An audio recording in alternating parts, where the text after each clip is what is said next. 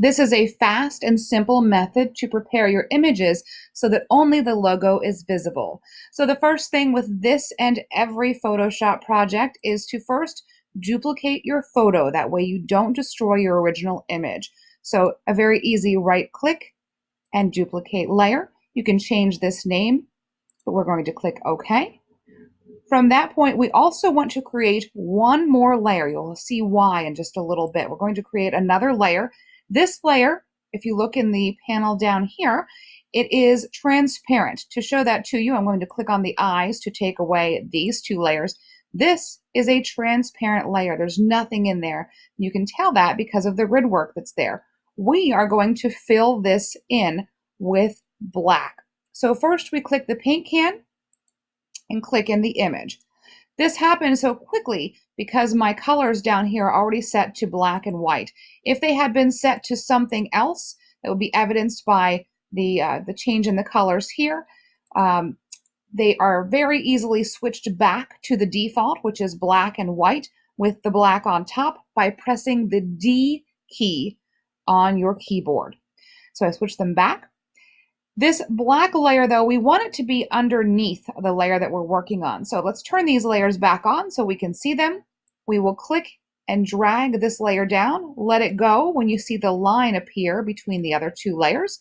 And that black layer is there, we just can't see it right now. The next thing is we need to work on this top layer, the image that has our logos in it. So click on that to make it active with the brackets around it. We want to add a mask to this layer. That is a layer mask in Photoshop. So we add that, it appears and we see it there. So then we need to go back over to our image. We're going to turn on the quick mask tool. Our paint bucket is still selected and we need to switch our colors so that the black color is on top. Mine had white on top. Click the double-headed arrow so the black is on top. Bring your paint bucket over to the image. Click. It will fill it with red. It actually is filling it with this black color, but because we have our quick mask tool activated, it appears as red. It's much, much easier to edit things if you have the red mask there rather than a black one. So I'm going to press Control and Alt and use the scroll wheel on my mouse so I can get in a little bit closer to see these. And then I will select my paintbrush. What I'm going to do actually is paint the areas that I want to keep in white. The areas that remain black or red as we see them, those will be the areas that will go away, that won't appear in our final image. So we need to paint the areas that we want to keep, our logos, white. So I selected the paintbrush. I need to choose a brush that is 100% hardness, that is as hard as it can be. So slide your slider for hardness the entire way up to 100%, or you can actually type in 100% and that will change. And then you can choose the size of your brush. These are in pixels. Slide it up and down. It may be a little bit of trial and error. I have an elliptical type of brush. I actually want one that's more rounded. I think that might do a little bit better job for me right now. So I'm going to choose the rounded brush. And I need to switch my colors again, white on top. The color on top is the one that's active for you at that time. So I click on the image, click and drag. It will paint white, which is removing the red that's our mask.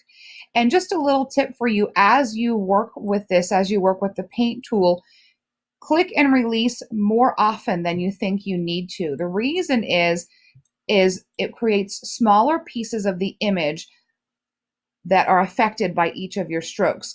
And if you happen to make a mistake, Control Z undoes the last thing that you've done. If you happen to make a couple of mistakes, you can use the history panel and step back in time one by one. And if you do something that isn't what you wanted to do, you go a little bit too far outside the lines, you can switch the two colors, switch the foreground and background colors. You see there's a shortcut, which is the X key, or click the double-headed arrow. That will switch the colors. You can go back in and paint in red, which is actually our black color, to bring that back. So I'm going to continue painting in our logos in white so that I can make them prepared for our final mask. So there's one there. Finish it, Control and Alt, and scroll out. And I can finish up by doing the last couple of logos. There's one here. Perhaps a little too much on the bottom side. I can switch back to black, easily paint that back out, and do our last one that's on the side. So next I'll exit the quick mask mode. Just click this, it works like a toggle button, it turns it off. And what you see then is there are the selection icons that are around our logos. A lot of Photoshop folks call those the marching ants. The reason why is if you look at them, they look like ants walking around. It's just a border to let you know that those are your selected areas. And if I were to hit delete now, which I will do just to show you what happens, it deletes those areas. Happens to be the exact opposite of what we want. I'm going to undo that and take advantage of some of Photoshop's tools to make this a little bit easier for me. If I click on image, go to adjustments, because that's what I want to do. I want to adjust something with the picture, and then go to invert